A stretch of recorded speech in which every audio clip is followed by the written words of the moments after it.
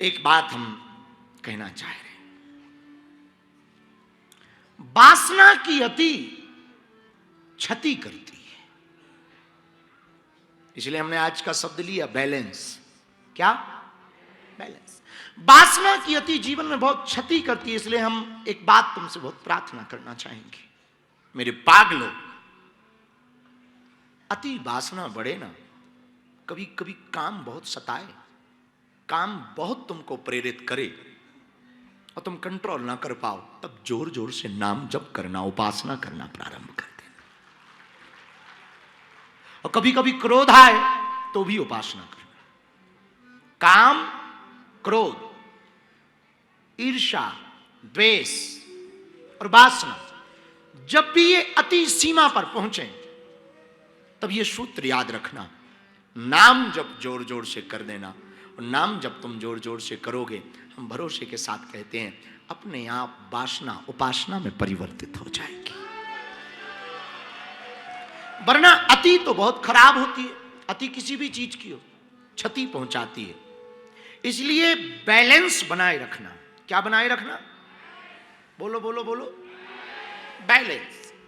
अति से ज्यादा कुछ भी चाहना मूर्खता है, सिर्फ भगवान को छोड़कर। किसी नदी में एक हाथी मर गया, बहा चला जा रहा था, तो पानी में कोई भी जीव या शरीर जाता है तो फूल जाता है, तो हाथी भी फूल गया, तो भारी पेट वैसे ही ऊपर से फिर फूल गया। एक कौवा उस हाथी के ऊपर बैठा खाने के लिए, मांस को खाने के लिए, तो बैठा, भारी शरीर, बह रहा है, नदी का प्रवाह तेज है, वो कौवा भी बैठा, उसने अपना भोजन शुरू किया और खाए और नदी का पानी पिए और फिर बैठ जाए।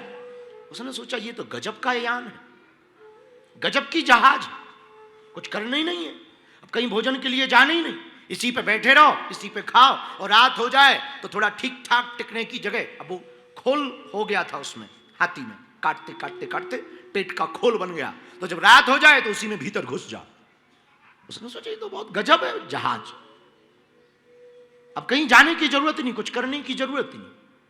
अब वो कई दिनों तक उसी हाथी के सौ पर बैठा रहा, दिन भर खाए, पानी पिए, रात को सो जाए, एक ही काम। और वो बड़ा मजा ले गए, और मनी मन कहे कि हमारे जाति वाले तो उल्लू हैं, रोज भोजन के लिए इस पहाड़ पर जाना पड़ता, कभी बामणी जाना पड़ता, कभी माणा चढ़ना पड़ता, कभी पांडुकेश्वर जाना पड़ता। इधर देखो, एक ही जगह पूरा मजा, यहां पानी पियो नदी में डुब से, और फिर वापस आओ और फिर बैठो, और जितना मन करे उतना खाओ। कौवा को लगा कि हम होशियार हैं। ज्यादातर अति करने वाले व्यक्ति को यही लगता है कि हम होशियार हैं, बाकी सब उल्लू हैं। कौवा चला गया चला गया, और नदी की मंजिल तो सागर है। और एक दिन ऐसा आया कि वो नदी सागर में मिली, तो हाथी का सौ भी बहकर सागर में गया, और कब बीच में पहुंच गया कौवा को पता न लगा। बहुत दिन बाद जब उसे होश आया कि बहुत दिनों से उड़े नहीं, थोड़ा उड़ लिया जाए, थोड़ा भूमि का मजा ले लिया जाए, थोड़ा पेड़ों का भी मजा ले लिया जाए, और भला जीभ तो लौट ही जाती, कितना भी तुम्हें मीठा पसंद हो, बहुत मीठा खिलाया जाए तो तुम अंत में 2, 4, 10 दिन बाद यही कहोगे प्राण ले लो पर मीठा मत खिलाओ, थोड़ा सा नमक दे दो, थोड़ा मिर्चा दे दो, थोड़ा स्वाद बदले। तो कितना भी तुम्हें मीठा पसंद हो, अंत तो गत्वा एक ना एक दिन आपका मन तो परिवर्तित होगा ही। वही हुआ कि कौवा का मन परिवर्तित हुआ, और जब वो उड़ा तब चौंक गया। ये उसने सोचा ही नहीं था कि ऐसा होगा। एक महासागर के बीच में वो फंस गया, चारों तरफ सिर्फ जल ही जल है, ना कोई पेड़ है ना कोई भूमि। इधर छटपटाए उधर भागे, अच्छा उड़े भी कितने देर तक, तब तो आया वो 100 पर बैठकर, तो उसे खबर ना लगी। अब उसे पता लगा कि हमने कितनी मंजिल तय कर ली और कितने गहरे सागर के बीच में आ गए हैं, और भयंकर लहरें बड़ी बड़ी, नील एकदम नीला जल, और कभी मेघ गड़गड़ाएं, कभी लहरें परेशान करें। वो कौवा परेशान हो गया, उसने खूब कोशिश की भूमि को खोजने की, वो खोज ना पाया।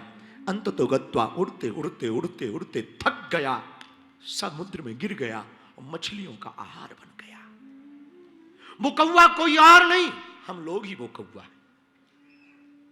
माया के प्रपंच में हम लोग इतने दूर चले जाते कि परमात्मा का दर दिखाई ही नहीं पड़ता। वासना के चक्कर में इतने लंबे निकल जाते कि परमात्मा का सुमरण ही नहीं रहता, परमात्मा की याद ही नहीं आती। और एक दिन ऐसा आता कि शमशान पर पहुंच जाते हो, पता नहीं लगता कब मौत के किनारे पहुंच गए, कब मौत के घाट पहुंच गए। मौत तो पल पल आती रहती है, हम विस्मृत रहते हैं, पर मौत हमेशा अलर्ट रहती है, वो हर पल चली आती है।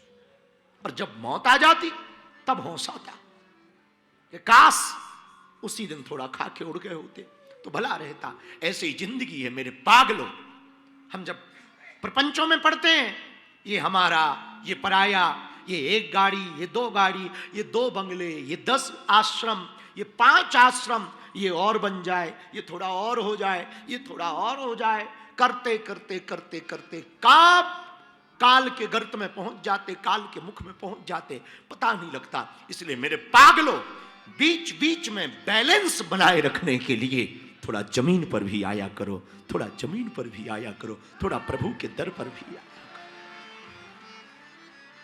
बीच बीच में बैलेंस बना के रखो, बीच बीच में बैलेंस के साथ चलो। जगत में भी बैलेंस रखो और जगदीश के चरणों में भी बैलेंस। संसार में भी बिल्कुल मत कट जाओ, वरना लोग पूछेंगे नहीं। हाँ, ये जमाना भी बड़ा विचित्र है, यहां पूछते ही लोग उसको हैं जो ज्यादा घुलन मिले।